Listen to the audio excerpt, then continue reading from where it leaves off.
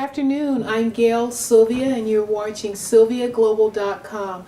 I'm so excited. My special guest today from Hong Kong is Rita Ching from the Women's Foundation of Hong Kong. Thank you for being here. Thank you, Gail. You're so nice. I'm so glad to meet you. We had a chance to talk by phone Yeah. and do a radio interview, but Yeah. I'd like for our viewers to be able to have a chance to hear about your program and the wonderful work you're doing in Hong Kong. Thank you. I hope your viewer won't be disappointed by me. I'm sure they're going to be just fine. They're going to want to support you. Yeah, great. Wonderful. Thank you. Talk to us about the Women's Foundation of Hong Kong. Yeah, I think many people know that Hong Kong, the rich and poor income divide is serious. So it seems like we are very rich, but to a certain extent, it is not the case. Women are particularly vulnerable in Hong Kong. And, give you a brief idea.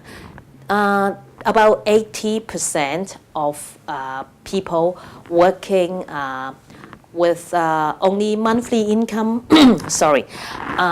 about 80% of workers working every month for about only 5,000 Hong Kong dollars a month. How much would that be approximately? I think in about $100 just a month.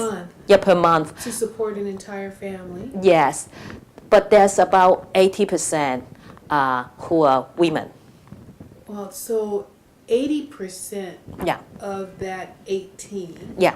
are living on the equivalent of $100 per month. Yeah, and about 84% of single mother who are living below the poverty line. Is this population growing? Yeah, certainly. Is that because of economic problems there in Exactly. Hong Kong and loss of businesses and jobs?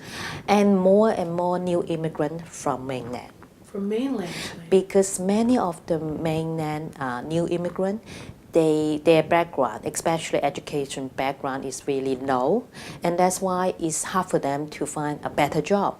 And many of them, they just need to be a carer for their family, and this also discouraged them to take a better job.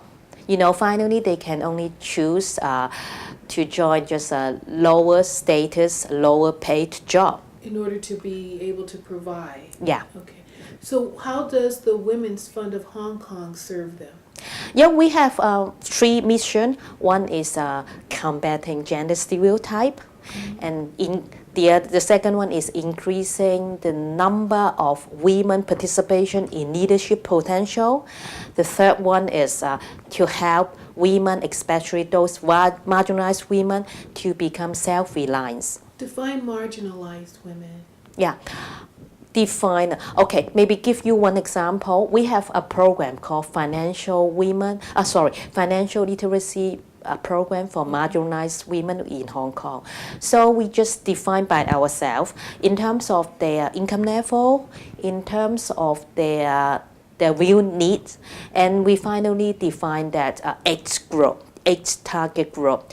These are domestic violence victims, single mothers, new arrival women from mainland, women who rely on social security, women with disability, migrant women, ethnic minority, sex worker. I think that's about. It's quite a diverse population. Exactly. That you serve. Exactly. And how large is your staff?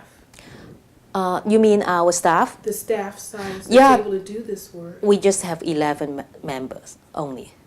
How are viewers from Sylvia Global able to support the work that you're doing in Hong Kong?